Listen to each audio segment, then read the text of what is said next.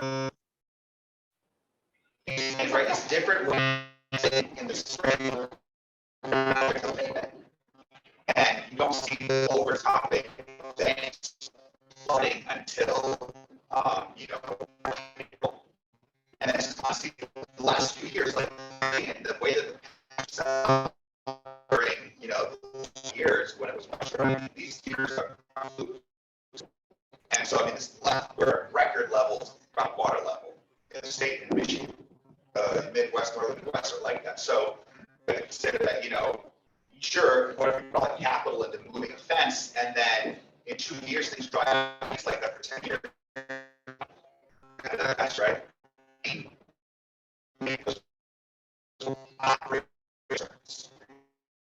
Stay really an issue.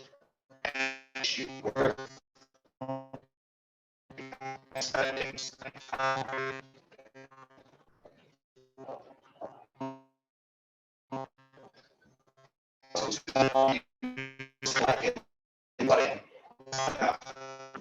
and then rest of the year, it's not really.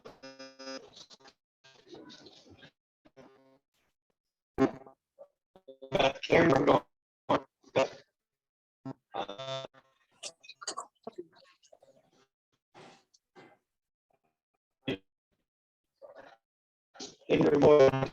Let me know here. We have right now too.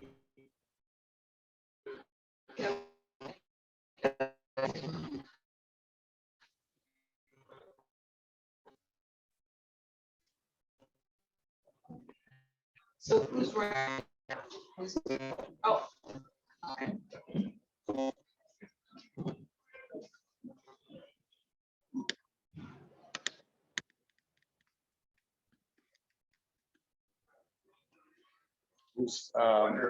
I'm not getting any feedback when I ask them if they can tell us if they can hear the audio or not. Can you shut the exit door to the upstairs?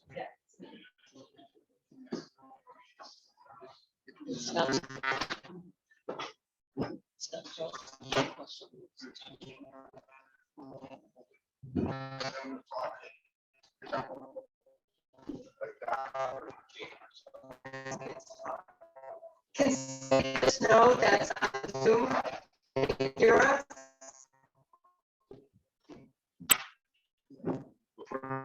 Yeah. It looks like Scott's trying to connect to audio. I know a lot of you are muted, but if someone could let us know if they can hear us on Zoom. I don't know.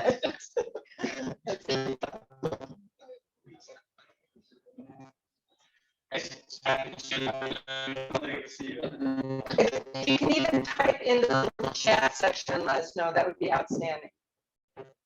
So I just want to kind of touch base real quick. Is that any questions on the survey that we're doing or its role 14 miles?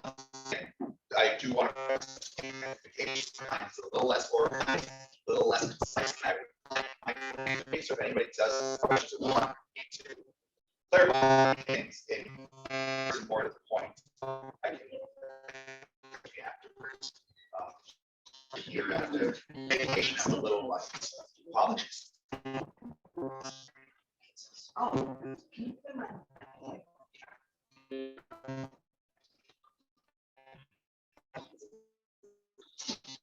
Yeah, I think I'm Scott.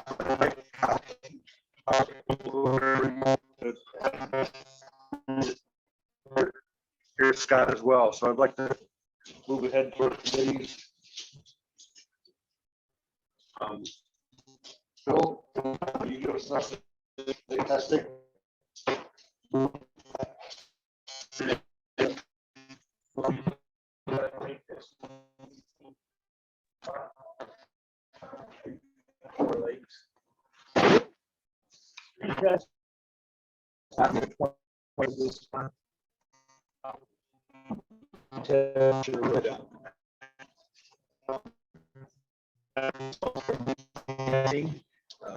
state land. Second, I'll post them.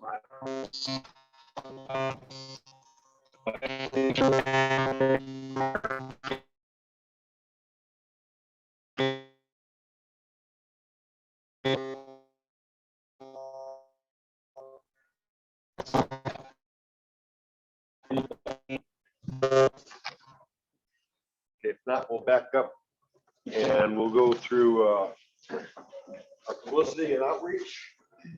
There's a few items. Update. So just so you know, I have not updated the YouTube channel. I just received for the State of the Lakes. I just received the access to get the videos on our YouTube channel for all you wonderful people who are going on it, which I don't know that there's a lot right now, but I wish you would go on it. It's 14 Mile Watershed, so it's pretty easy. You just look it up that way. And so we will have all of those on there. There's a lot of other good content on there that you can look at and find out a lot of things, you know, good videos about what we're doing and how we're doing it. So I encourage you to go on that channel. The 14 Mile Watershed booth, just for people who aren't familiar with it, we go to the Rome Farmers Market every Friday from 9 till 1, and we set up a booth where hopefully the community members will come and talk to us about how they feel about the lakes, or we kind of get a conversation going. But we encourage everybody to stop by and say hi and to see what we're doing and what we're planning to do and where we're going to be setting up our booth and all the events that we'll be doing. We also are getting set up right now for the Camelot Frolics, which will be August 20th. For all the members of the 14 Mile Watershed, we will be needing people to help with that. So kind of start planning on hopefully doing a few hours that day. And again, to talk to the community members, to let them know what we're up to and to find out what they're interested in when it comes to water quality. The farmers market, like I said, is every week, Friday from 9 to 1. We still need people, and it can be anybody. It doesn't have to necessarily be people who are part of the 14 Mile Watershed, but we would like to have volunteers to be with us sitting at the booth. During that time, you can learn about what we're up to, and of course, one of us will be there to help. So if you have any ideas about when you can do that, just go on to 14mile.org, which is our website, and let us know that you would be available to volunteer. So that's something you can do as well. The other thing that we're working on right now is we're working with the Nakusa High School, and we're trying to get together with them. Actually, Gus is working with me on this. We're trying to get together with them. We've done a survey recently, actually at the end of the year, the school year. We got a lot of good responses from the kids at the high school about what they're interested in when it comes to water, and if they would be interested in volunteering or what we can do to help with their programs. So we are working on that. We'll be getting together. Gus knows more about this in August. Is that true, Gus? Yeah, we're trying to get a date together. If anybody has ideas about how we can work with the schools, any of the schools, but right now specifically working with the high school, again, you can contact us through the website, 14mile.org, or you can go to 14milewatershed@gmail.com. That's another email that we have that we'd love to hear from you. And of course, if you have any questions or any concerns, please go to those two places. So we have a Facebook page, 14 Mile Watershed. We have a YouTube, 14 Mile Watershed. We have a Gmail account, 14milewatershed@gmail.com. So please contact us on any of those platforms. We would love to hear from you. Is there anything else I need to talk about? We do have some, the only other thing I was going to talk to people about really quickly is at the booth, a lot of times we talk to the community members, and especially the lake owners, about what they can do in order to help with our lake water quality. I don't know if you know this, but recently there was a beach closure at Lake Arrowhead that was very upsetting because it was blue-green algae. For those of you who are new, I lost my pet because of blue-green algae. So it is serious. I don't want to scare anybody, but it is something we have to be aware of. So people who came to the booth at the farmer's market were concerned about it. One of the things I ask people who come to the booth is what, if they live on the lake, number one, and then number two, if they have a shoreline planting. And the reason I ask that, just for everybody who doesn't know, shoreline plantings are the filter system for the runoff from our property. It is unbelievably vital that we have a filtering system. Otherwise, we're not going to have clean water. We probably contribute about 50%, just as the lake owners, to the problems that we have in this watershed, or in these lakes specifically. And then there's other factors that contribute to the nutrients in our water that cause the blue-green algae. So it isn't just a matter of blaming others for what they do to screw up our water. It's really up to us as responsible lake owners to go ahead and do what we can to make our water healthy. So that's why we encourage people to do a really great program from the DNR Healthy Lakes programs. They're phenomenal. You get a grant. Basically, they pay you to put in a shoreline planting, which is really kind of nice because you don't even have to do you don't have to pay for it completely. You get it paid for by the DNR. So they're encouraging us to be good lake owners. So I just wanted to put that out there. So I think that's all I have. You know, you've got a, Thank you very much. you've got a shirt order in progress. If you could let us know that, and maybe we could kind of gauge interest in the room here, whether there may be interest in things like hats and t-shirts and that kind of thing at some Oh, point. you wanted me to go into that? Okay. Yes. So for the people who are in the 14-mile watershed, we really would love to have. Or anybody working the booths. and Right, stuff with us, anybody too. working the booths, they can do it as well.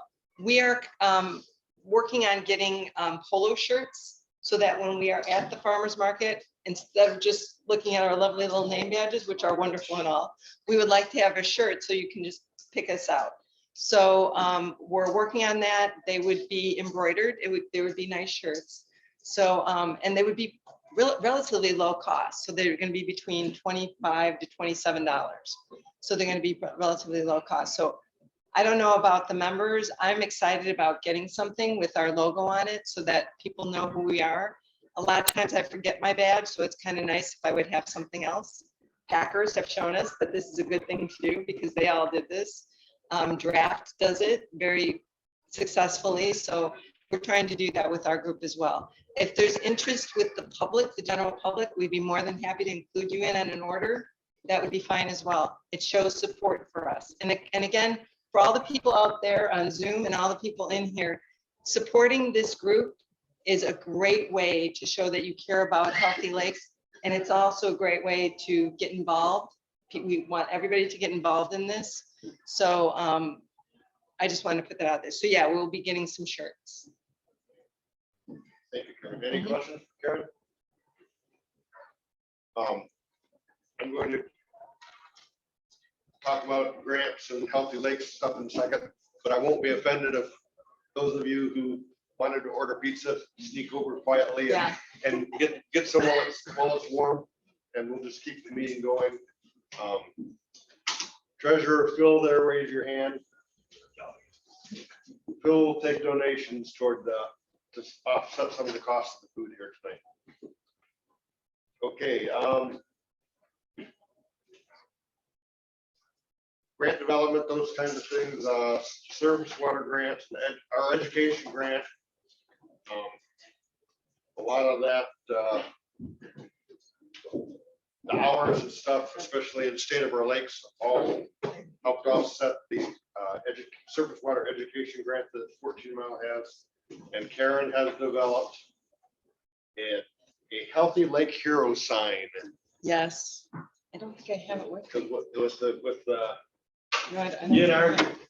gives everybody a nice recognition sign with the Healthy Lakes logo on it, but it's about like this by this, you know, it's about 8 by 12, so it's hard to see. So Karen's working on developing a very colorful kind of cartoon character style hero. Well, it's got a It's raindrop a raindrop with a cape. with a cape. and a little mask, you know, and a dip and a shield. So he's got it all. We'll be sending that around to, in fact, I'll put it on the website, Phil.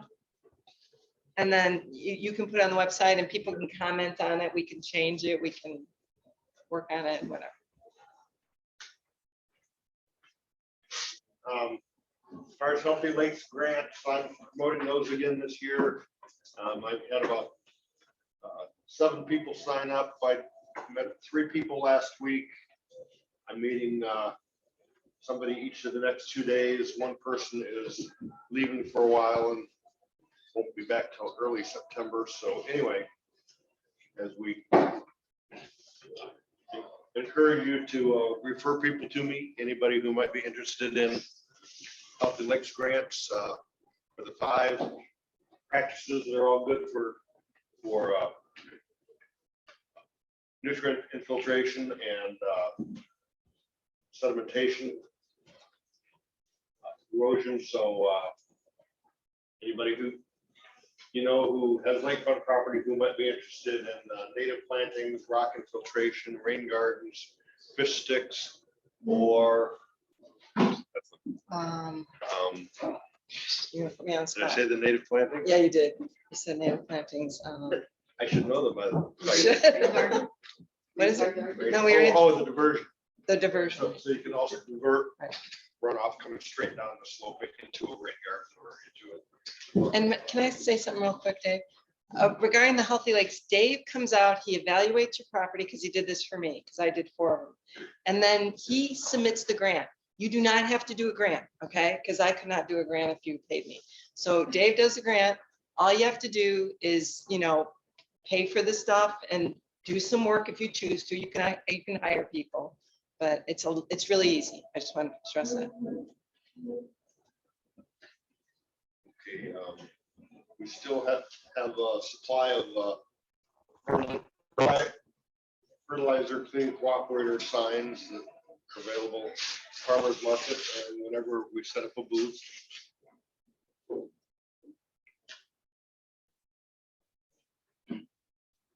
The one other thing I just wanted to mention is we're still looking at the projects for Legacy Foundation sponsor in particular. And I know earlier, about a year ago, maybe time goes by, maybe 2 years ago because of COVID, Don Easted and I met with the Parks Committee for Town of Rome and talked about at Walden Park where they're putting in kayak launch that is on 9th Avenue.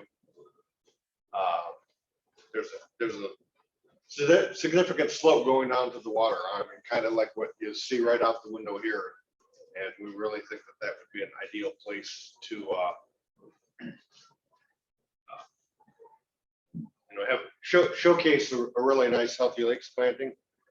And so once we get some figures together, we'll be going to the Parks Committee and then to the Legacy Foundation, looking at that. And I really think that might be a good place for us to think about using the mats. There's actually Yeah. There's a new product. new product. Right, that we've been working with one of the local growers. So when you do a Healthy Lakes planting, you can either do seeds.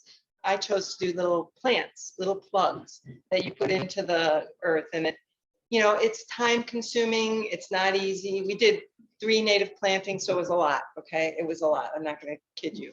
So what I saw on the website is they have this native vegetative mat. And what it is a core mat that they literally plant all the little plants in. So all you do as the homeowner is you get somebody to help you get it out of your truck because it's 200 pounds, and then you roll it out. And once you roll it out, pretty much you're done. Now, I don't know about the prep work. There's probably some prep work that needs to be done. If it's on grass, it might be as easy as just cutting out the grass and rototilling it or just putting it over it. From what I understand, these are pretty successful. We're going to do a test on one of these mats in October to see how it works.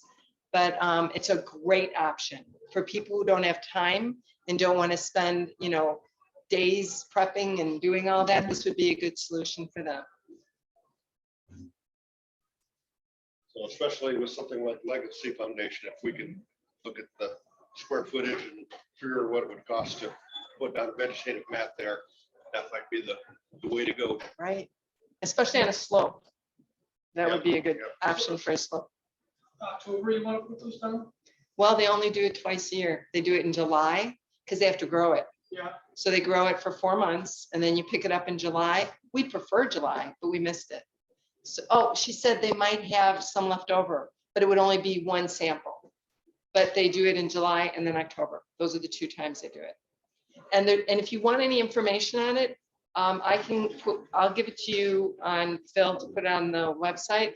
I just want to caution everybody, we only have 1 of them approved for Healthy Lakes projects, which means you get a grant, which means some of it will be covered. And it's just 1 of the 3. I'm trying to get approval for the other 2. So we're working on that.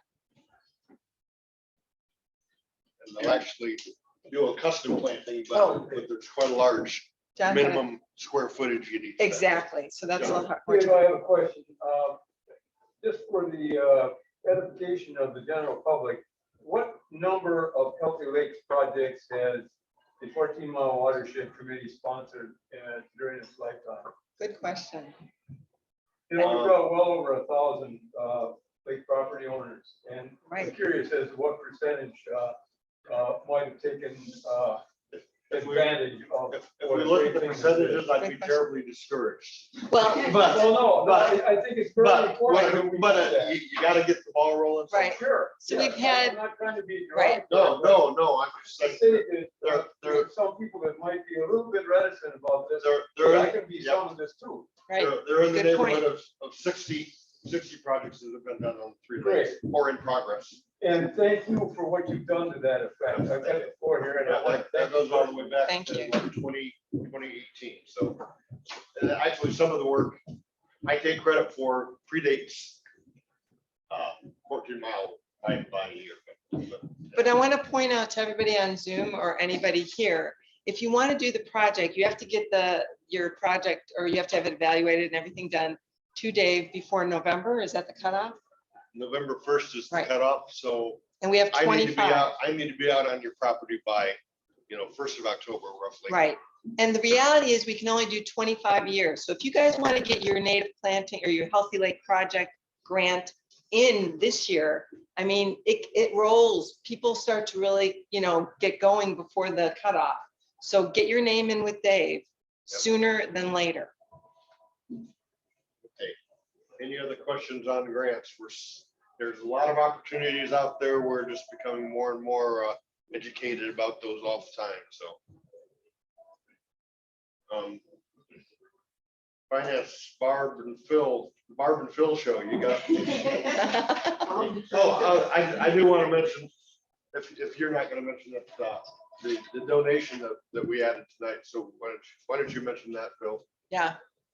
Visit Rome. We received over $400 from the Rome at the last farmers market. That organization is kind enough to donate to other nonprofits the proceeds from sales of their apparel. So we're very grateful for their donation. That's all I have. on Well, this. the treasure. Oh, yes, that piece of it. All right. Well, we currently have $10,600 in treasury. Close to 4,000 of that is committed, is an advance on our education grant, which we will easily be able to spend in the execution of that grant. So anyway, I think we're in good shape for the time being. Always welcome donations from any. Any questions?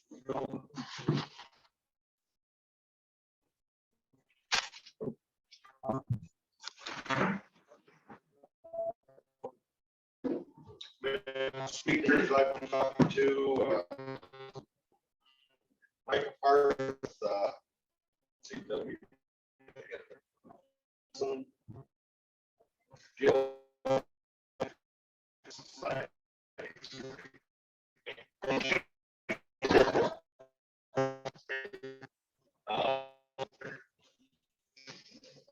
fire was just wrapping up some initial groundwater research on the Leowood area, and he had looked over the data that we gathered on the stream data over these years. Very interested in expanding the state by the oil rock identification area. So evaluate that. So he may go before, so get it lined up for either August or September. Another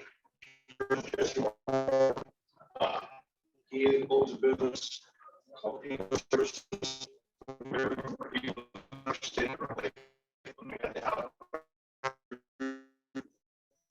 Background is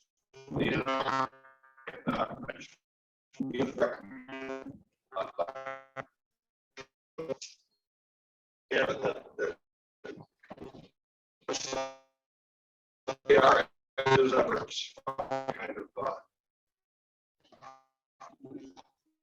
works out and what kind of offers. He also worked with Felix. He was one of the first interns at hired.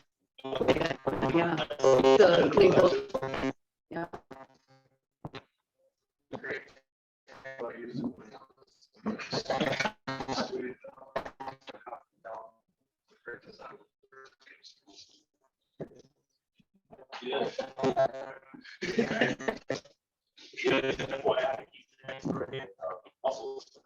Yeah.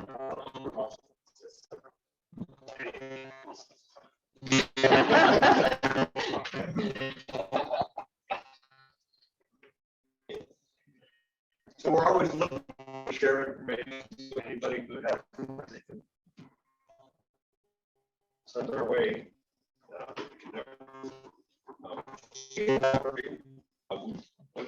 Different events last month. What the and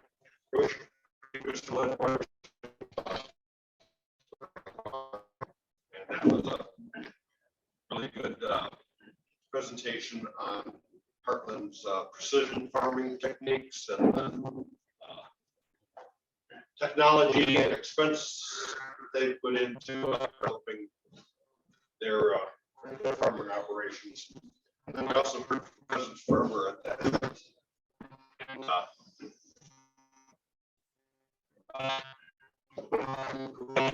Funding, less expertise, technically, and native like pollinator plants and the dead core.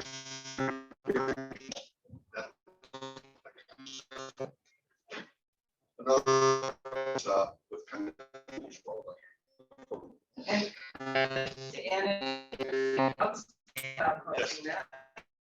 just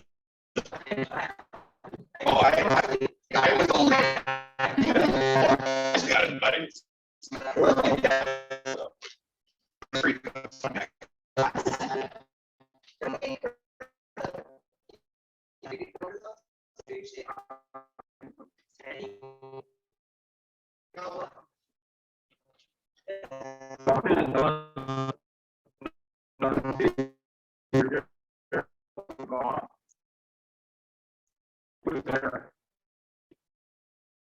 Show you, if you believe that agriculture in our area that have been taking a lot of slack for basically this industry will, if you use my language. But he and his group are one of a very of an exception to that. Absolutely.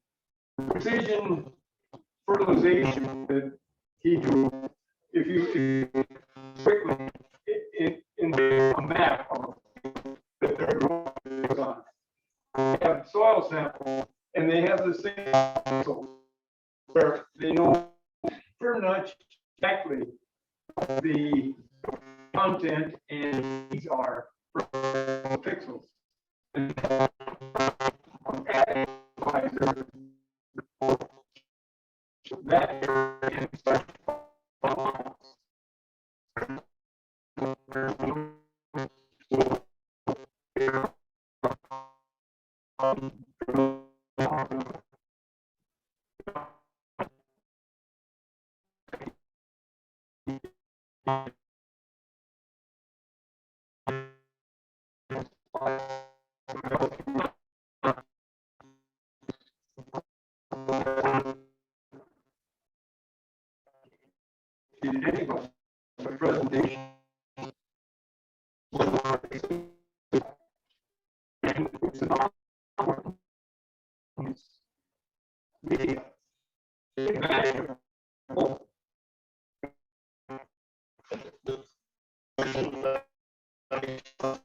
Apply that water.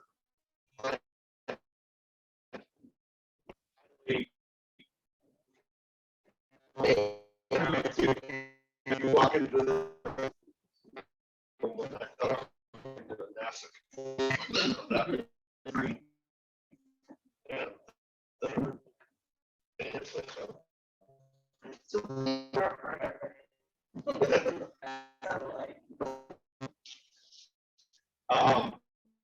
we went to the Ambrose and the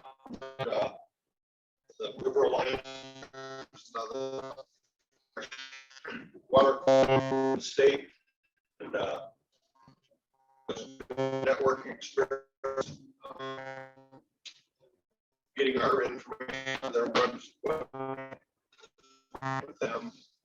I kind of wanted to give them feedback too, and whether we should or how we might consider financially assisting them to become a paid member, not just show up when they have so feedback on that to see what we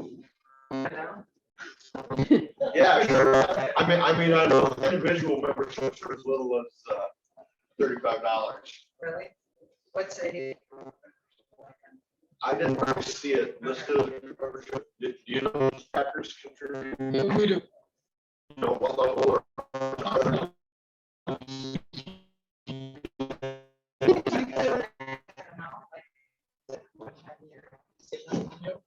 I think that's, I mean, so right now, it's the reason I think for us is access to like community.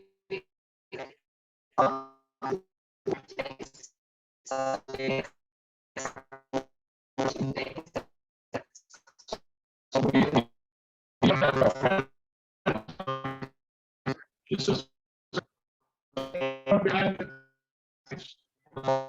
offer that to the board.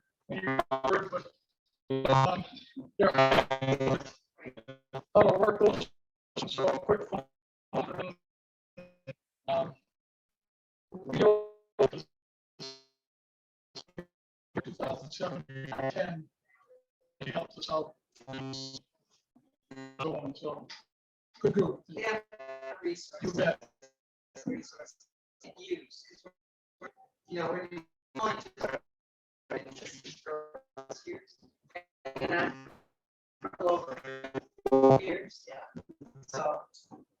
Environmental attorney on their board too, which is a great asset. They work closely with Midwest Environmental. So, we're gonna donate to whatever way or do you want to table it and look at it more next week? Why don't we do that? Why don't we email them or we all, if anybody else here has any ideas, we'd like to hear from other people too, but I guess Scott has to go. Whole bunch of stuff right here. Anybody has any questions, anything, we're open to, we'd like to make it open to whoever comes to speak. It's not just about us, the numbers, it's about everybody who takes the time to come. We appreciate that. Any comments, concerns, questions? Okay, let's We're run down a couple more items here real quick, just so that we give Scott the floor. Lake reports, anybody have anything, other than the 4-day beach closure on Arrowhead, anybody have information about what's going on at the Three Lakes? So recently, Lynn had Anna and Chuck come down to the West Lake Center on Lake Arrowhead to kind of go over the report that they had put together for that particular site on Lake Arrowhead. For here at Lake Arrowhead for them to review. We'll see if we make any progress on that front. That's for a healthy lakes project. Possibly. Okay, that's. Might be combination with that. How do you know when the beach is closed? Like, how do we get that? You could go onto, well, it'll be on the Facebook page, which is 14 Mile Watershed. And then I get notified by text, so I'm gonna put it on a stick. Basically, Adams County Department. Isn't that the? So, right, so what happens, I know, like, looking algae with the public concern, say, hey, take a look at this, make it. It has, the communication has not been streamlined, so I think everybody was getting asked specific questions and nobody knew, like, the right term over, go to right. So, Provost is a new public health officer. Him and I are working really hard to kind of streamline the office. Health and Human Services, beach closures, all of the Facebook for Health and Human Services, they'll post it. Adams County, get water that we follow. You know, whether they enforce my water, they get down, get Jamie's first contact. And how long they catch. People send me pictures of determination. They're not. Actually, go out. Like I always up there at least once we take things. Couches every taking full life. Like I said, if people, I'm not out of 10 times to go look, but like Scott Provost, and yep, got blue green algae, and I can confirm the pictures. Scott Provost as well, you know. So there's only one of me and one of Scott. So if you guys want to email us at any time, you can make sure that they're here. But if you have any concern questions in regards to blue green algae, reach out to public, just call, get some blue green algae. No, any environmental questions about it. Just so you don't have to worry, blue green algae, if it's in one area, doesn't mean it's in the whole. So don't be that. So algae floats in water. So it's not gonna stay. Green algae that Arrowhead Beach was directly at the down there. They were also and I had to, you know, eliminate and find. So really education. Is there signage? So I put then I went to go check. We closed the beach. I'll check it as many days as needs to be. We check it out. How much people? There are people so I have a lot of reports about it. What are you talking about? Are you talking about 15? Yeah, the county owned beach. Yeah, we can't, the land Water and Adams County in general do not close any private beaches. We just, you know, it's our duty to make sure that the public's health is in our best interest. So if we see blue green algae or any kind of concern, we'll close those county-owned beaches down and post signage. Yep. But it's really good to know what it looks like, so. I go on websites and look up blue green algae, it looks like a green slit. You know about that? You did, so you know. Yeah, I did. I'll give them There you go. Yeah. You want to write it down? Nobody wants to see. That's really good.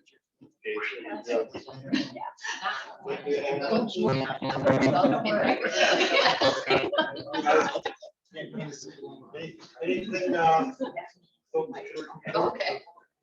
town or tri-lakes that you want to share? Put it on the spot. Yeah. We're thinking about testing more beaches. So that if there is a we'll also report from those beaches as well. We're also, from tri-lakes perspective, looking to get some services from EOR to help us analyze our sediment borings that we can take into the lake bottoms.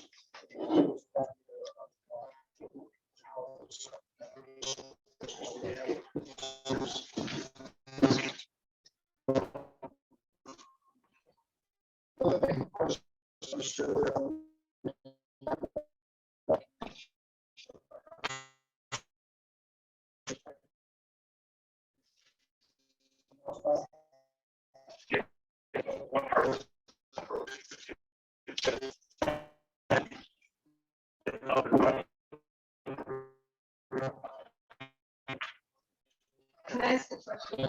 What are the forms? To get the results.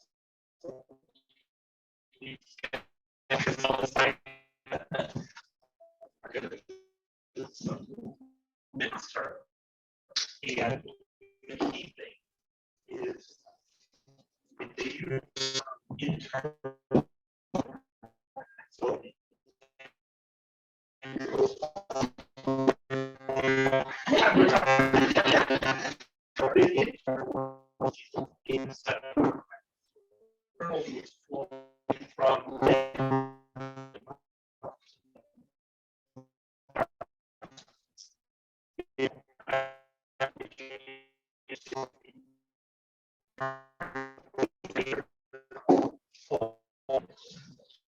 opportunity. Like maybe the way around if the internal load like sediment would be a waste of time because addressing the cause. There will be one thing. How much? I think 17 or 18 dollars. In winter, we drill holes while rolling. And near it, do the work. And that's the left ones. So the first bit out at night. Kyle.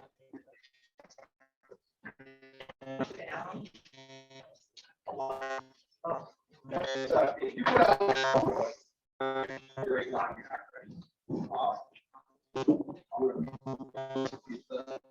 the alum, if you put alum on there now and you still have this load coming in.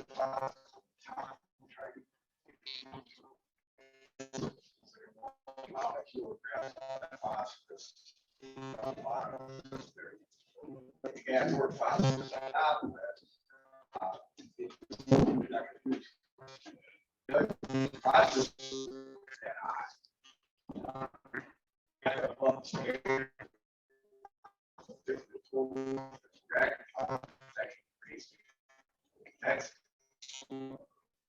So you have, you got phosphorus that triggers pull power where you want. So This would be a. I saw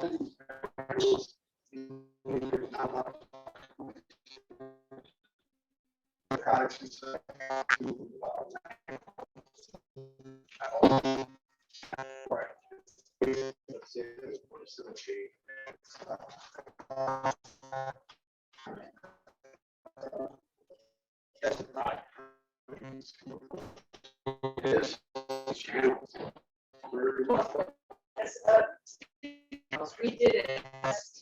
One of the channels, the area, whatever you want to call it. We did this in one of the channels, and actually that channel has been better than the other channels. Getting it up to the, where the water goes in. So we've seen some.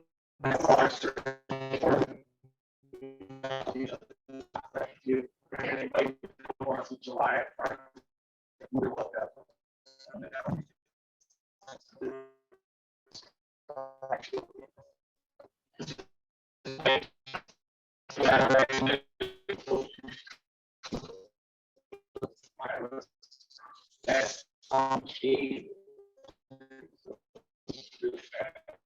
And by the way, we know that's when it stops.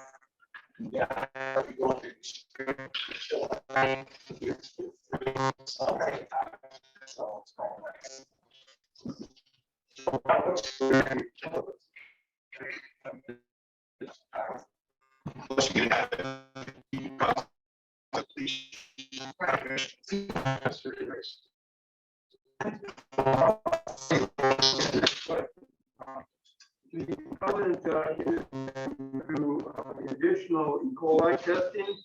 I would hope that if the Tri-Lake system goes ahead and funds that, that you will put some here to say conjecture direct by having those E. coli samples tested to find out if they're bovine or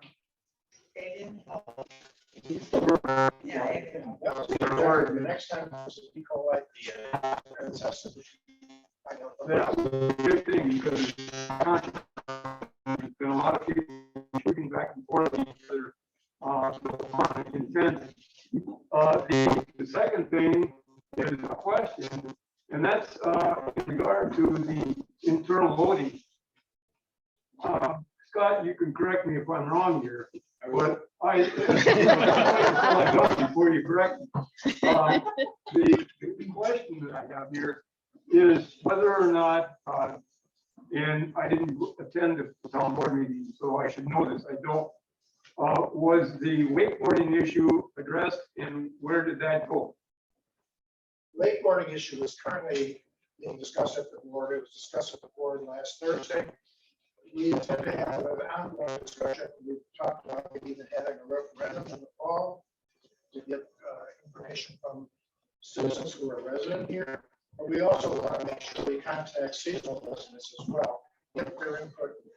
After we get all our input and look at it, we should probably make a determination whether or not we want to create an ordinance. It wouldn't be about those who say, it would be about people who use ladders.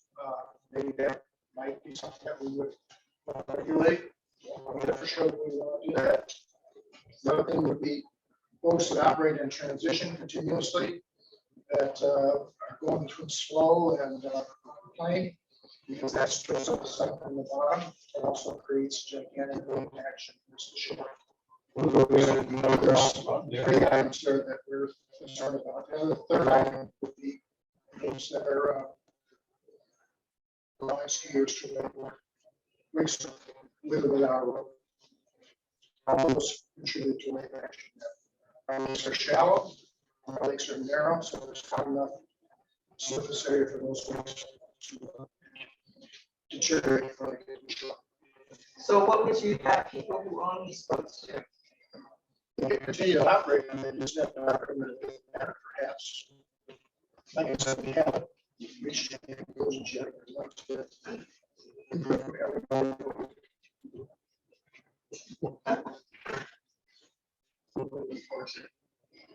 Well, it's not. It's a really tricky thing. There's a number of Yeah. municipalities in Adams County that are petitioning themselves right now. So it's not unique to try to like some areas are too with the same interest. Obviously, you all responded. Done some studying on it. Yeah, this is not an easy solution because there's also a constitutionality question about it. Because everybody has a right to navigate. But the public trust, I mean, I'm not a lawyer and this stuff you can get down at the rabbit hole and just go. So I have no idea what's, how that's gonna transpire. I think you're backfire on the board trying to stir up this. There's other people who are trying to for it, so. You know, let somebody else be. So, yeah, I said, yeah, thank you. Anyway. That's it, I'm not- It's a jury's way out. Sorry. I mean, fishing boats go fast. Hunting boats go fast. It's that transition. Right. So I think it's kind of a, I'll have something there. Ready to online. I want to come inside. I want my passport. From my passport. It capsized me. It told me not where to draw the line. Don't ask me, I That's said. what I said. We want to wait for it, folks. I can't say anymore. what we're trying to do is tell, this is what we're doing in this whole group with Healthy Lakes. We can't force anybody to put on a shoreline buffer, do any of the things we want them to do. We can encourage and inspire them to do the right thing. We're not going to draw, there is a law that says you have to put in all shoreline buffers, but it's impossible to enforce, so nobody does it. So the right way to handle something like this isn't to put another ordinance or law out there, is to encourage people to do To the do right what we're thing. supposed to do. Give them the reasons why Have it's, solutions. I mean, you can spank your kid up until they're 18 and then it's not gonna work, right? People are gonna do the right thing because it is Your the other right. options are is that I've been on the lakes that have restrictions, you know, say you can't do this before 10 o'clock, you can't do it after. After 4, I you mean, can restrict the times. you restrict the time, which is just the amount of wave action that you get, you know, over the course of, and the other time you're supposed to be professional. I mean, that's what it is, what you do your best work. So, Right. At the end of the day, like, you are responsible for your own life. Now, how the hell you? Right. If somebody comes by, you're the only one out there. You have to number some things. They can. Well, if you have your cell phone out, then. Last time I was in my swimming suit. No, so that's the go dash. Yeah. The group here. You'll have education too.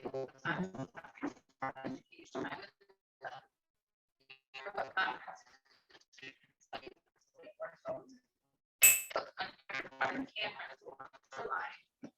Recorded the difference between where to go, or, you know, and then away from the flow. And it was quite tremendous, but the difference was that is lake bottom. I don't know if I can find that video, but it might be in YouTube. But if I can, It's a matter of intensity and displacement.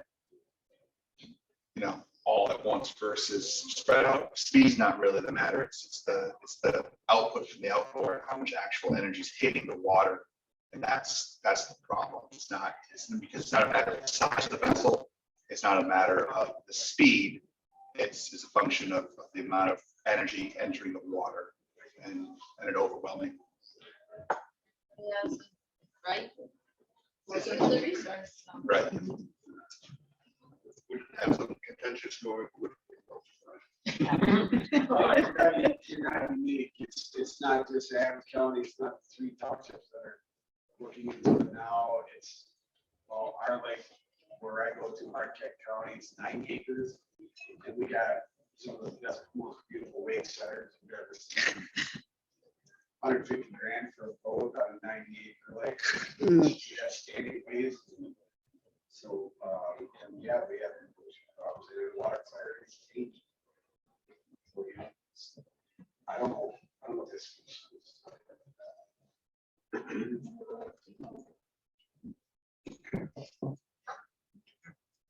Hey, let's keep things moving along. I'd like to invite Scott to give some information. I understand, give about an hour-long presentation at grade 4, according to an article I read in the paper. No.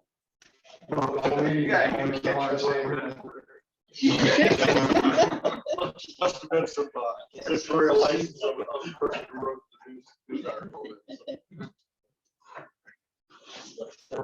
Promising things going on with bioreactors and 2-tiered niches. There's pilot studies and stuff going on in Iowa, and Scott and some other folks plan to go and make a visit to the land of corn and soybeans and check on that sometime in the future. See what the implications are for all this. I hope I didn't wait long enough in the battery.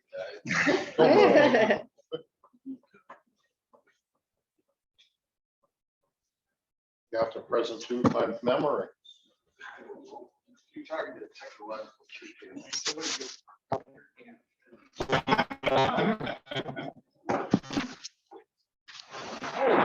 People want to get some pizza, please, everybody. See, this is why I don't shave, because otherwise I'd be called over there. I can't read those numbers, but sure. Print screen. 4 years in this job, whiter. My computer's not going on. Did you shut it off? Was it the lights go on? See? If it is a power issue, I've got a HP there with a charger.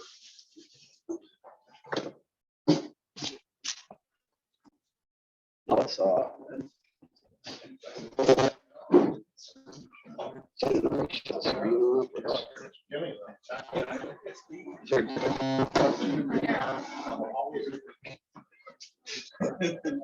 right now it's there. Think it's a power issue. No, she's got it going. Well, I don't know what, I'll check the status bar, my fuel tank is checking. What else do you call it? Battery? Well, fuel tank. We got plenty of batteries. Sorry, she just went to sleep. But when I come back on, I tried to wake her up. I resemble Pick it up, that. Scott.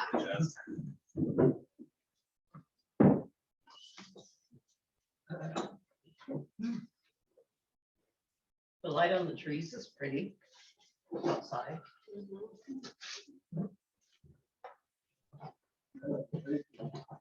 Against the dark sky. As long as that green reflection is the reflection, Beautiful.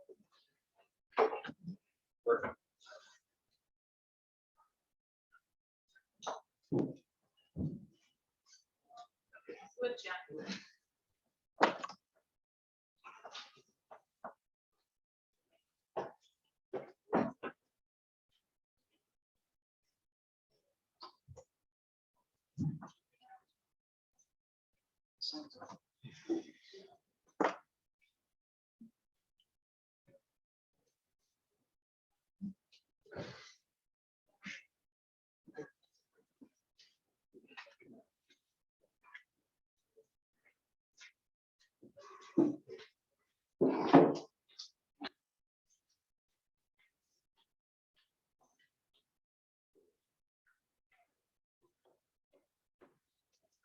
All right, everybody ready? This is not gonna be an hour. Good. Because it's, what time is it now? 7:20. 20 minutes after beer 30 already. So there's a lot of cool stuff that we're doing in Wisconsin, but not nearly as cool as what's going on in some other states. So first off, the question is why? And this, but we're not gonna get into that answer.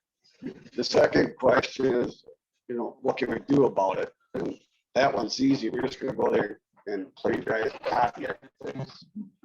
So one thing where Wisconsin's really screwed up is that we're so phosphorus centric, meaning everything we do is worried about phosphorus. And that's fine in some areas. Wisconsin, phosphorus is an issue. Some of the lake phosphorus limited in Wisconsin, so it's conventional wisdom. The second thing, is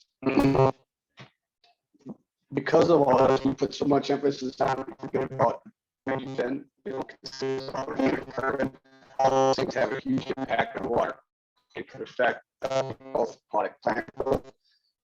The sands region, we're kind of you got the shallow groundwater, got sands, soils.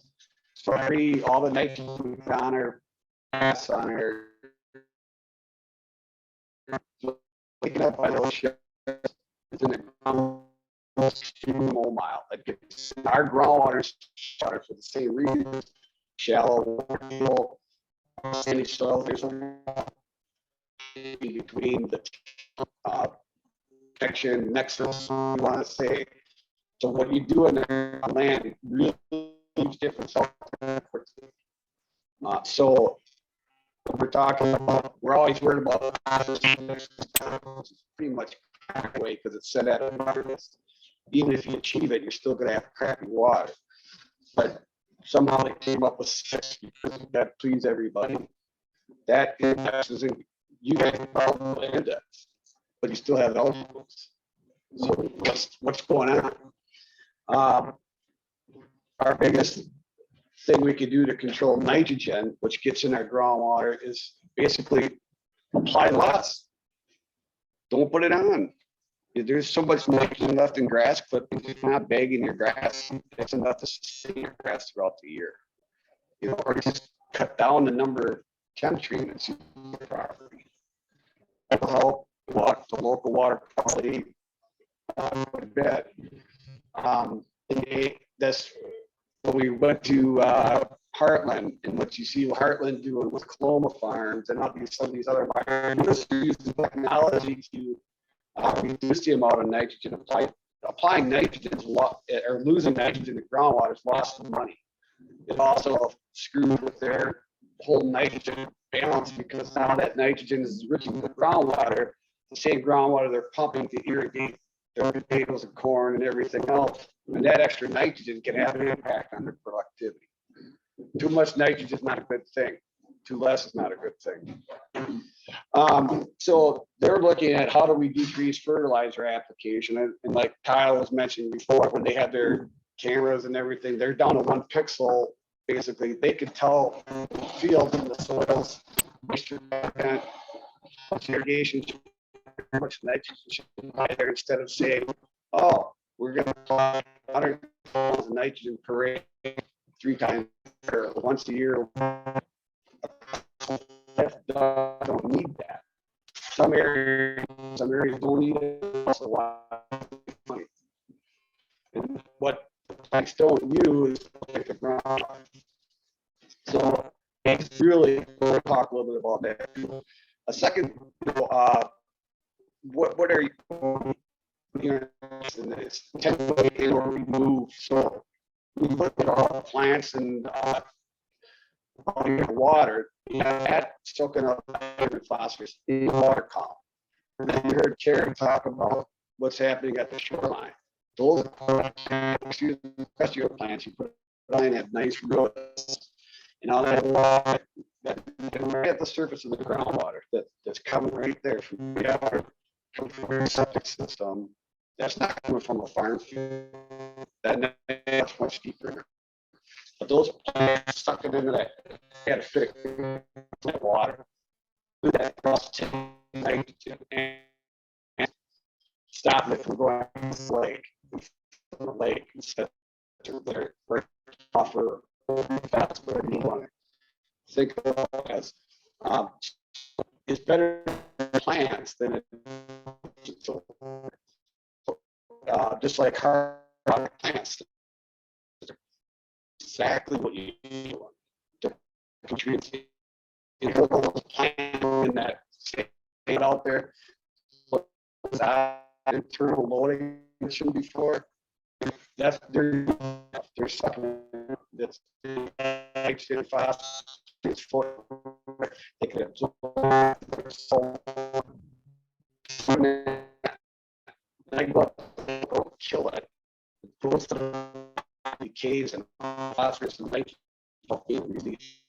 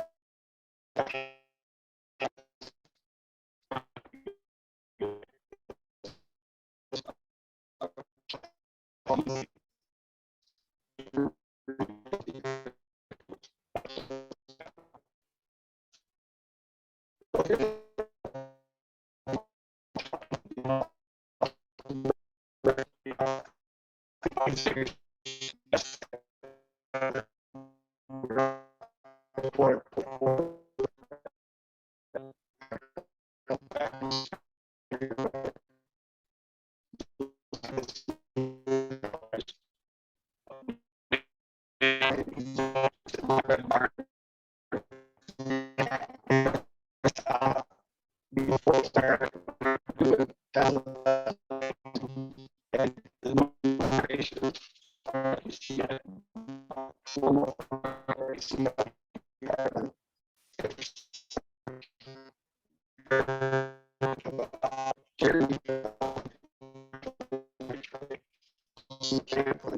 other brothers.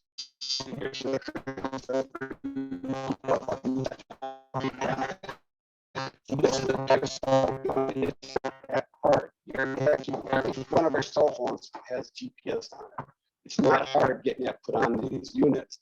And with the right software, and you look at those colors there, you like the red, the green, that could be marking soil moisture, it could be marking your soil types. So you know how much to apply there, or soil testing shows that this part of the field that is low in nitrogen. Okay, we're going to add the nitrogen in red, but not in the green because it doesn't need it there. That's what these things are doing. And they can actually control the amount of water where it has to go. It's amazing.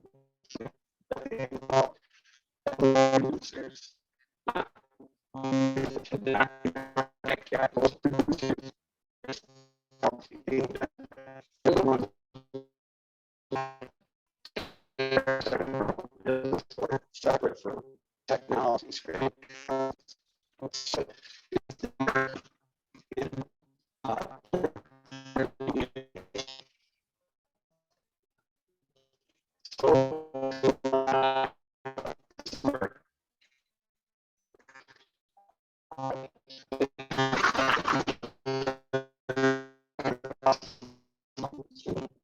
Over here.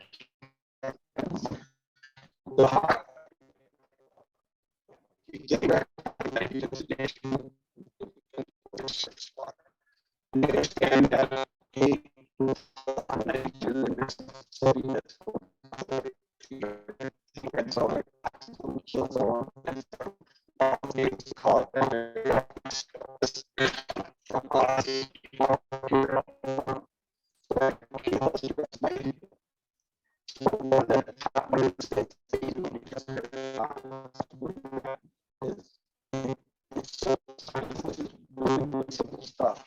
actually took it and implemented it.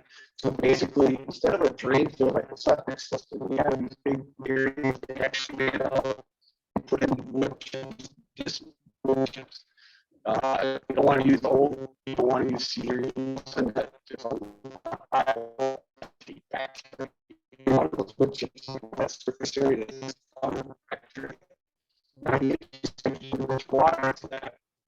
It goes bacteria catalyst of denitrification. So like nitrogen rich water on one hand, half, some of them had up to 90% reduction.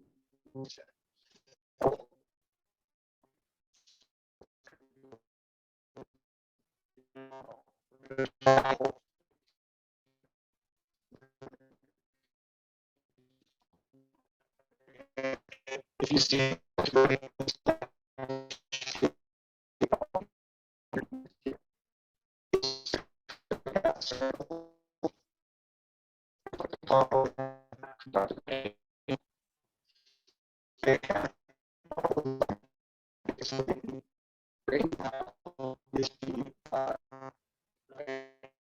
to the atmosphere and then into the ditch directly to the ditch.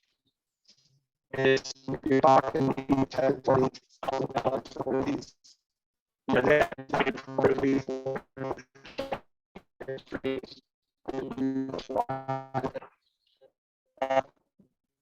and now they're NRCS standards, so that means we should have NRCS standards. The program that NRCS number.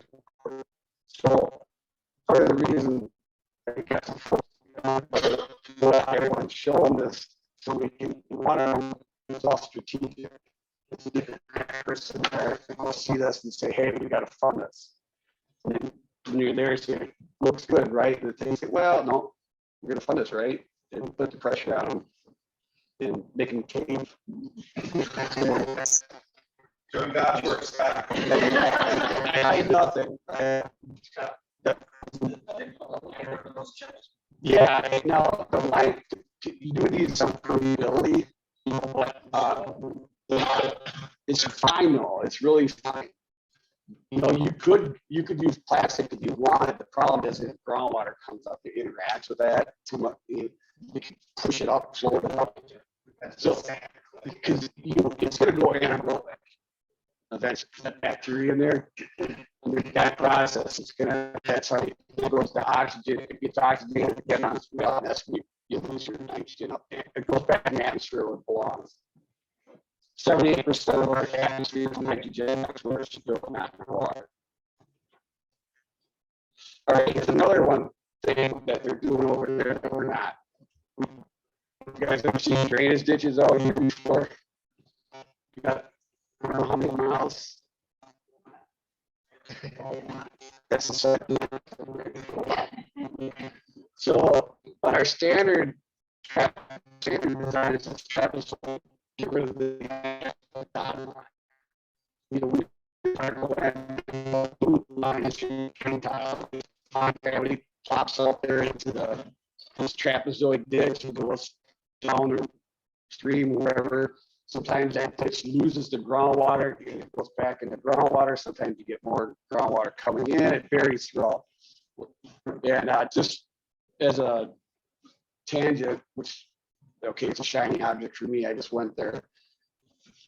WGNHS, Wisconsin Geological Natural History Survey, will be, because of the work that we're doing on the denitrification site out here and their neonicotinoid study they did on Leo, they wanted, they're kind of jazzing about it, so they wanted more. It's like, we got a lot of ditches here, so they're actually going to just south of the denite site. They're going to be doing even more intensive research area with nitrogen and groundwater interactions, and that data will definitely help us in the county. So, and that's being done by Michael Parson in Switzerland until August, and then we come back. We just have some initial conversations, but we got to bring Anna and Kyle into it, our folks too, and create synergies here. each other's. But anyway, let's get back to traffic ditches. So our back at Wisconsin have to cut ditches a certain way. They're all engineered. That's what engineers do. Let's move stuff out as fast as we can get it out. If you tell an engineer, I want to drain this, they say, okay, this is what we need to do, and that's what they do. So, but we're saying, let's do what Iowa does here, and if you see the dotted lines, you do a compounded or two-tier ditch, and basically what they do is you see that off to the right there, those arrows coming, that's your drain tile. Well, you could perforate that and let it come into the buffer here and let modulate the bacteria, the nitrogen, the plants and everything, and denitrify the water. They have better denitrification with this, except this is land expensive. The Army Corps of Engineers doesn't like it because we're messing with navigability. Another thing is it takes a lot because you have to reform all these ditches now. And if you expand a ditch in width, you're taking away from soil away from growing crops. So there's Mason Mountains our state land, which I can convince the right people that we should try that. That's one of the downfalls of it. It's expensive, but once it's installed, you don't have to do anything. Well, why does a buffer? The buffer can get away from anywhere from somewhere 100 feet, somewhere just 15 feet. It all varies on drainage size. So it's size to so that's some of the two big things they're doing that we can do here because we're sort of better than they are for this. I mean, we are. This is such a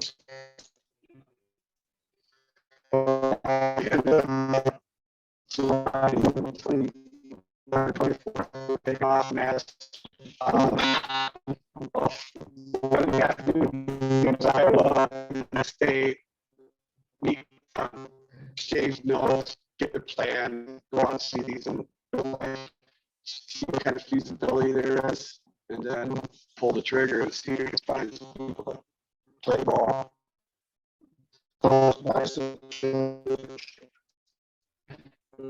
Engineers.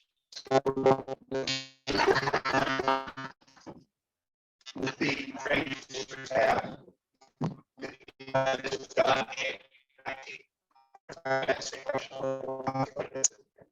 Things that. And over was water.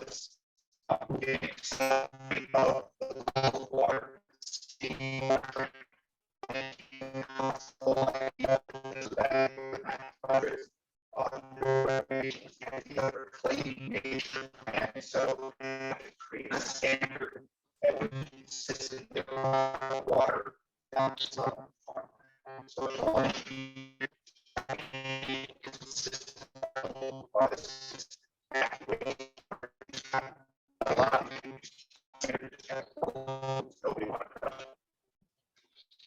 The thing is that ship is easy to dig with a backhoe or a steam shovel. Back when they did these originally in the 1900s, early 1900s, I think it was with a steam shovel. But then there's some other things, and everybody here in this room, if you haven't, you got to go see it. There's that on the corner of D and W, you see that power tiling where they got this pump that's pumping water into the ditch. You know, the first time I saw that, I was like, oh my, it's go home, crack a beer, what the hell? And then you start thinking about it, it's like, wait. Is that a bad thing? It's like, so in this particular case, you see the red lines?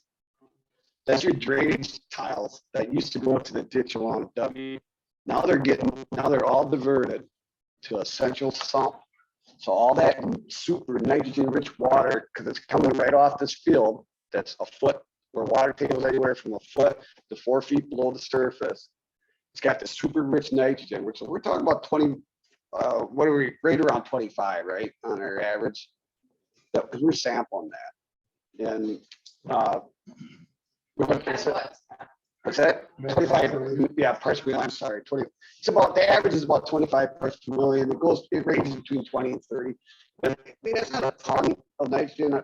I would expect higher for groundwater. I mean, I've seen it up as high as 80 underneath these fields.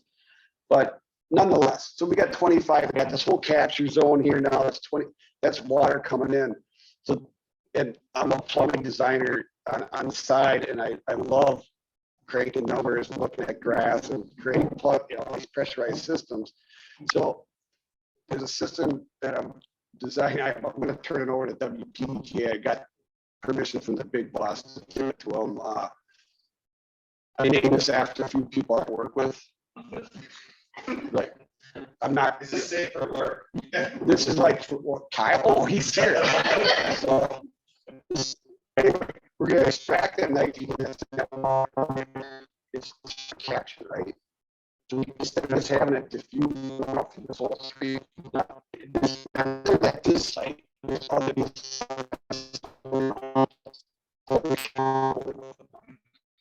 So all the water's coming, in a big stop. Another thing, bioreactor, those nitrogen bioreactors, it's all kinds of right? This is what I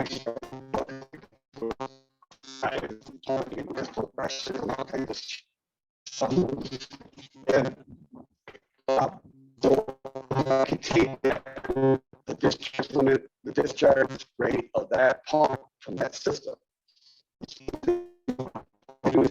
Across that pipe to the irrigation system. We're gonna extract the nitrogen with that irrigation water, discharge it back on. So what we can now get the nitrogen credits for that. So instead of adding excess nitrogen, taking out the nitrogen we lost, money that we lost, nitrogen that's made our lake sicker, we're going to bring that around, put it back on that land. It's kind of like a recirculating sand filter that they used for septic systems a long, long time ago. They don't do anymore, but not because it didn't work, because it's too damn expensive. But this one is easy. You can do this one solenoid on each end, so it only flows when the irrigation's kicking on. So I mean, why not capture that water and use it and clean it up? And then they're applying less nitrogen. That's the key. You're applying less nitrogen. And of course, if there is any other minerals that we're getting that water. So it's some pretty neat stuff. And this is where I think I got the conceptual model done, got the design, the initial design done. It's kind of like you find some of these geeks like Jeremy at all this stuff. You make $1 million on it, great. Okay, let's call it the narrative system for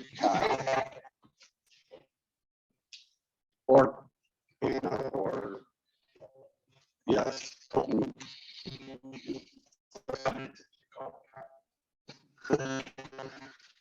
it's really important. It's really early in the game right now. So we need to find the funding sources, and grant programs chopping hard. They're jamming on us. They're like, it's got a standard number now, so we can cite it in code, so we can actually use it. Here's the big thing, though. This is strictly voluntary. Nobody has authority to make anybody put these in. So this is where this whole thing we've been talking about, partnerships, and this thing that 14 Mile Creek's been doing so well with all the farmers upstream. This is why. Because now if we get this technology, we need volunteers to do it. You're not going to go and enforce them like Karen was talking before. You just can't write an ordinance. You got to do this. You got ordinance, speed limits, everything else that I ignored on a daily basis. So if we get somebody to volunteer, you guys got some great partnerships going right now. 14 Mile Creek's doing an outstanding job. So is Tri-Lakes kicking in with this, and all the counties working, especially Adams County on it. We're right to find somebody to do this, but we need to be discreet. We can't go out right now, tell everybody out here, oh, yeah, go up here and put these bioreactors in all over. No, don't do that, folks, because they're just going to say, let's just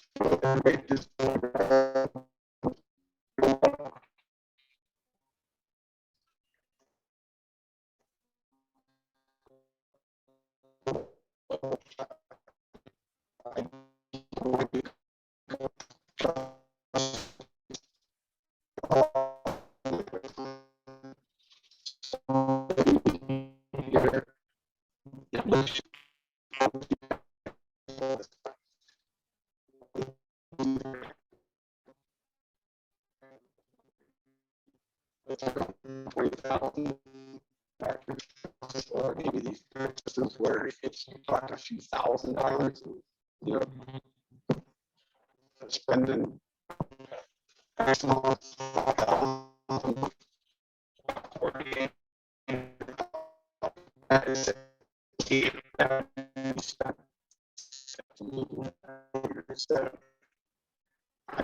Whatever.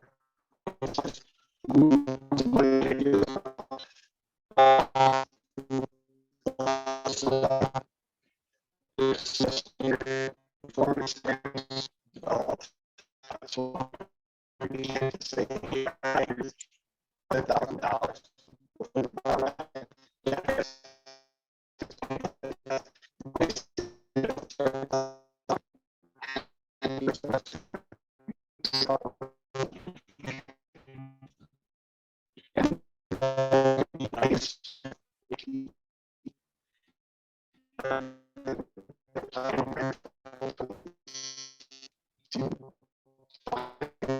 To do this or get in the sign up, get through the sign work. The planning grant.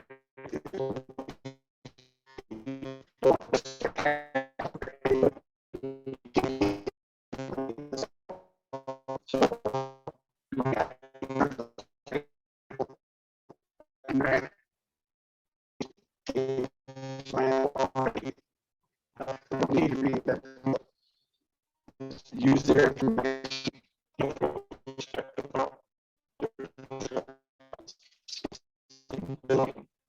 Dollars of federal money from the 12th Amendment, which is Wisconsin, and it states that full city, so that's just, and it's to help control farm runoff. I have no idea how to vote for that money. Yeah, state level, back cap, people that are, they don't look at me, they can't. No, well, it's comment, but they're determining how and where. Because asking the petition, they can get asked their share of the money go to certain things. Yeah, basically got this. There you go. Like Cuba County did that. They got $100 grand for farming and stuff and through ARPA. Yeah.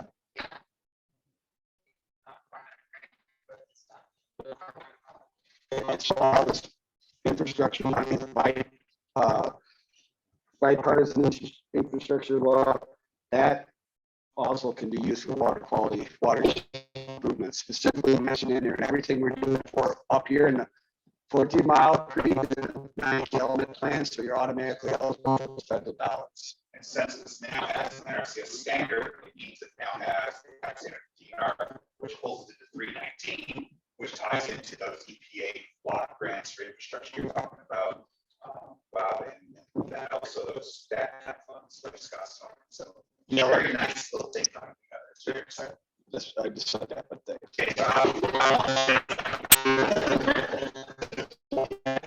It's right at the right place.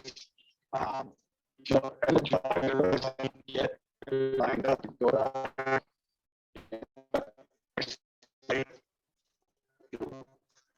Research, I think there's some properties, maybe not necessarily in 14 mile, but even if it's not, there's another producer like Watershed or something in the area. You can get that and do the pre-post testing on it, and it works. And you know, or whatever, there's options out there we need to explore and quit talking about stuff and get them. Can somebody go to the larger farms and get them to consider it? Well, Do this to them and Yeah, see, Adams County and Tri-Lakes came together and got a grant a couple of years ago to hire somebody to do exactly what that for. And he's here tonight. We're very excited that So between, Kyle's work, that's specifically what he was hired, what that grant was for, was to do outreach like that, do the crop surveys and stuff like he's talking about. And then with, I hate to do this, but not really. Anna is right there too, and she's got a ton of stuff going on because she's got the whole county.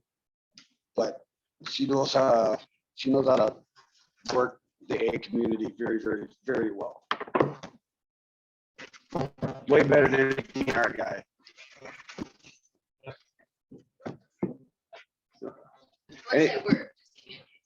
Right. So any questions on what we're gonna, when we come back from Iowa, we have to debrief all the big rigs. And then Michael Parsons will be back from Switzerland.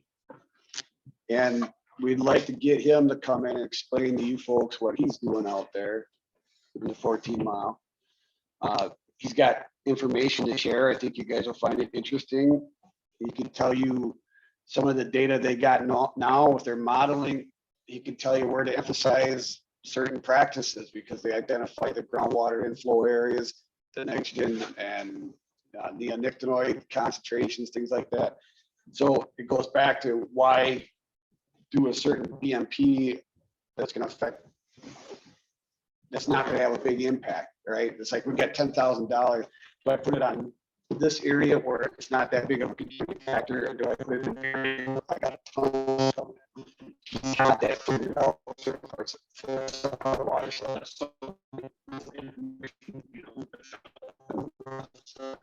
And you guys just before we well, and you're getting there, and I think that you guys exactly what I'm interested in. So this is how working together builds softball analogy. It's going down the hill, starts so small, gets bigger and bigger. So in August, where's it?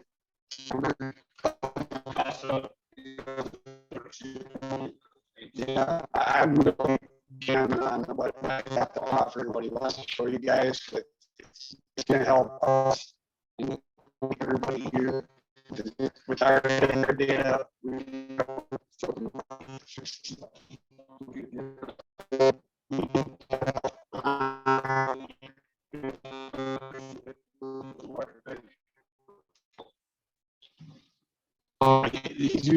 He's very, very good. It's job.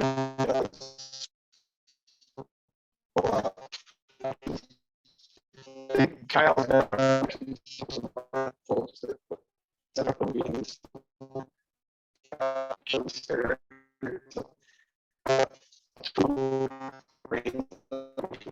We need to help people.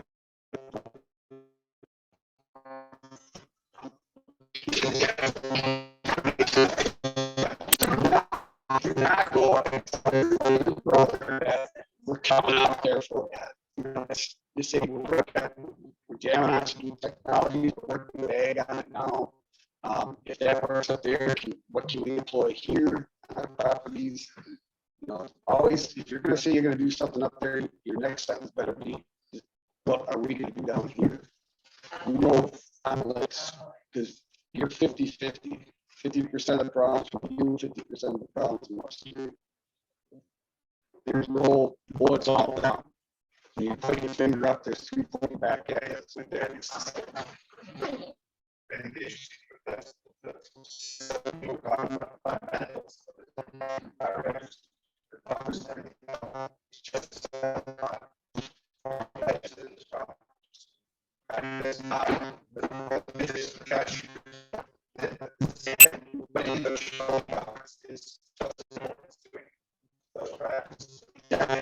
And it's just like certain practice you on track.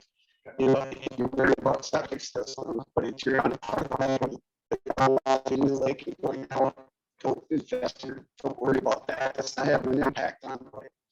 areas where it's like groundwater starts coming in, maybe that's where we should fertilize. Because that could, you know, we know it's like groundwater over there, it's gonna reach there.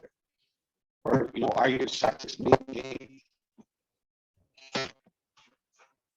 You know, why even go, you know, before you even start talking like a sewer system, if that's only gonna get rid of 10% of your problem, why would you stick a dime into it right now when you got 90% of the problems out there?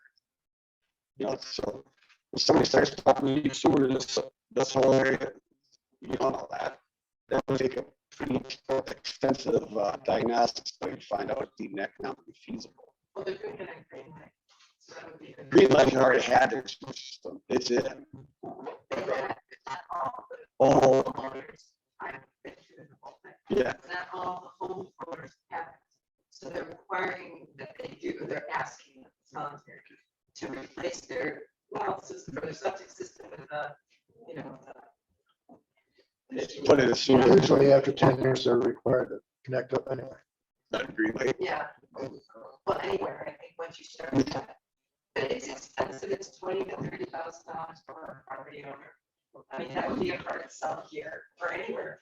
If it's hard on Green Lake, it's gonna be hard. Yeah, and it's, you know, why even go there if you don't know that's so premature. You want to talk about food hysteria. Tell everybody you're going to go to the sewer. And now 15 grand for a septic system because the lots are small and they have to be a little bit treated. Yeah, so it's just things like that. That's it's coming in, folks. We're getting some good stuff now. So all this sampling and testing that's been going on, and guess what? It's starting to tell us something. So it's not all just talk and BS and nothing being done. And it just takes a while. But if you don't try, you know, shake it down. So we just look around and so yes.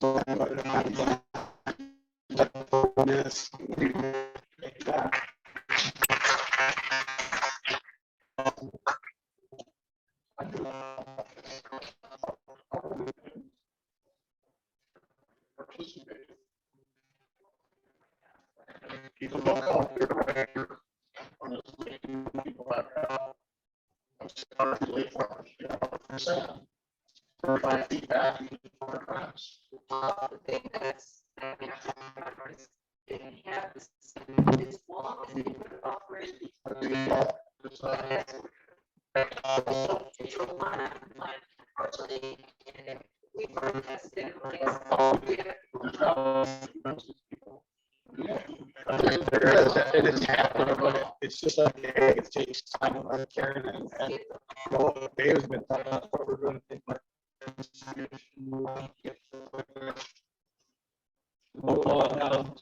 Proper breakfast exception instead of. It's not gonna happen.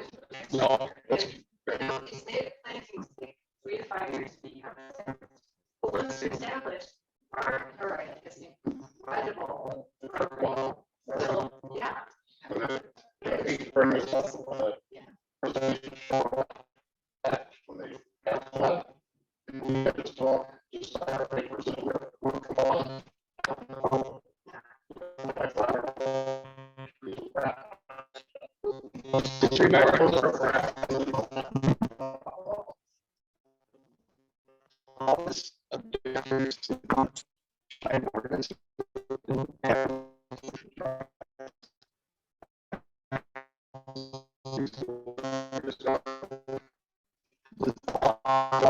I'm not talking about what's happening next. People got to just stop.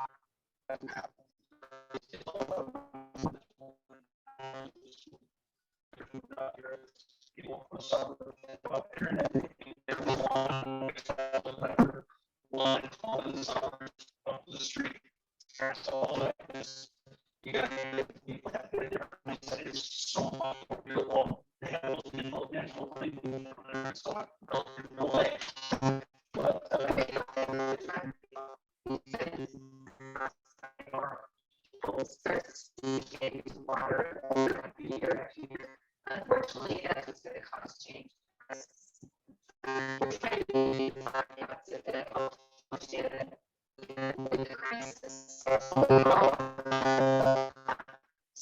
try. I mean,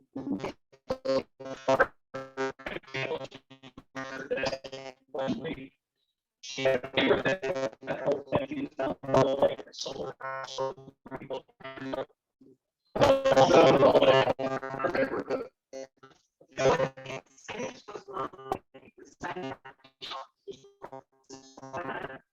Curious, and that's the reason why they do education is probably one of the biggest sources we have. Guys like Douglas put a deed restriction on your property too. If you put a deed restriction on it, you're gonna be buffer. It's like $50 on the tax, but not like something. And people want to do it, and how, you know, try to kind of be. Now, if somebody sells it, they can't go and talk about that. Because we're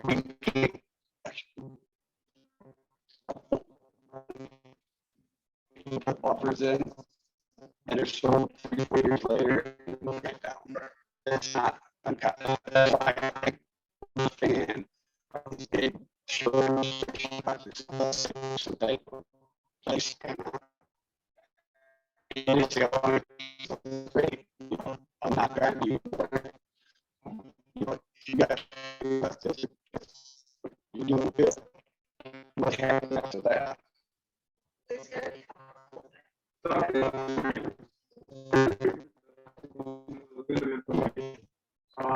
have about 5 acres property. I have a shoreline. I'm off, but I've been here since 1982. And most of all, as far as 10 years. And this is what I see. I hold about 2.5 acres of that one until 2 years ago. There's the big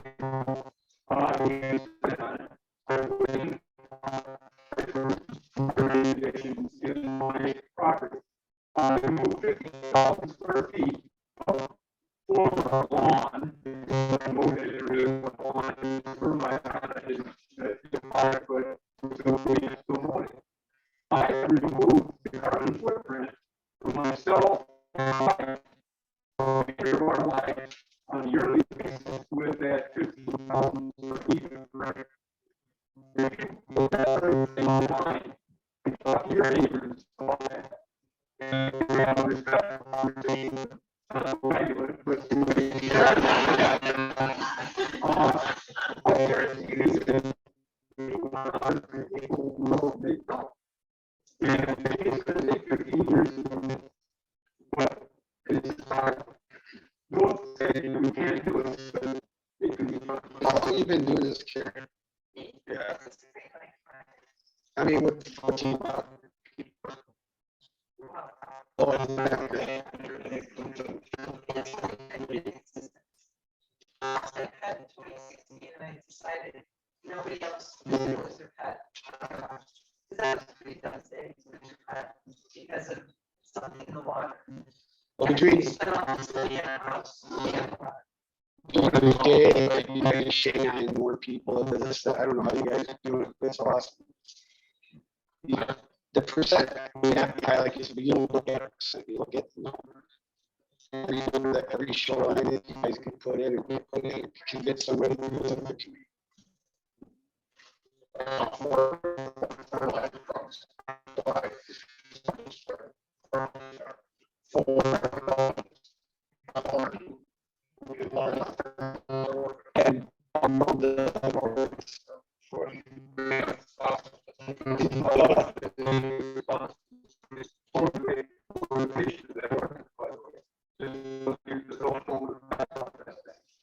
And that ordinance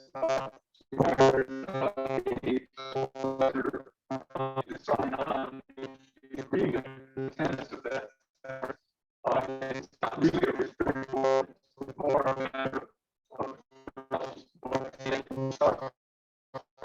Go back, share this ordinance.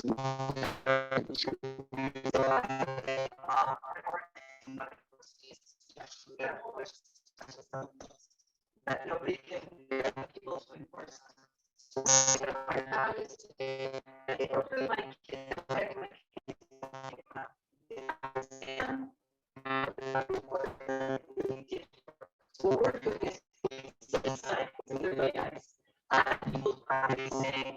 water or operator. And that's kind of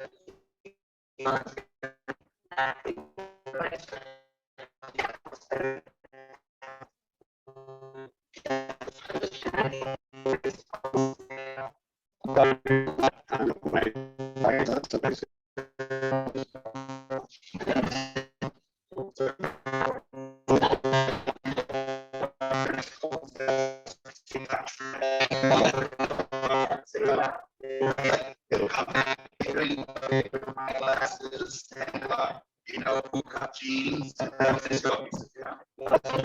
So every year we get 25, we go another 25, because, so we have fighting. So it's not, we can't do 25 because it's not more, so I have to leave town. No.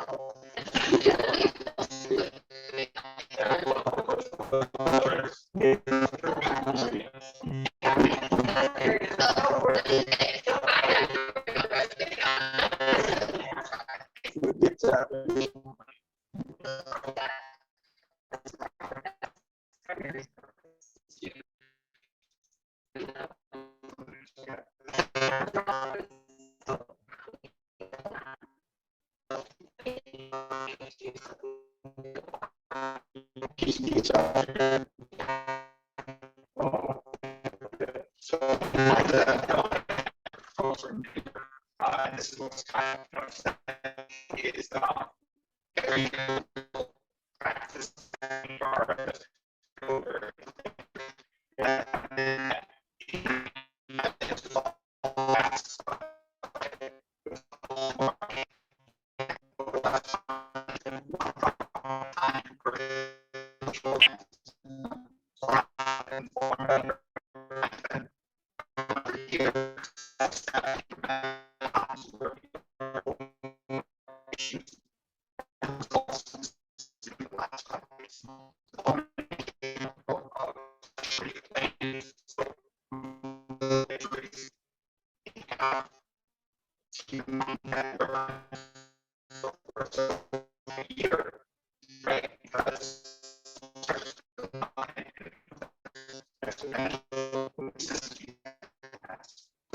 It's also I think we're sharing conversations that most of the standards are trying to look at is very long term. But there's so many conversations sort of here for us that, okay, well, this should be 5 years to 3 times that, this is really progress. So, let's take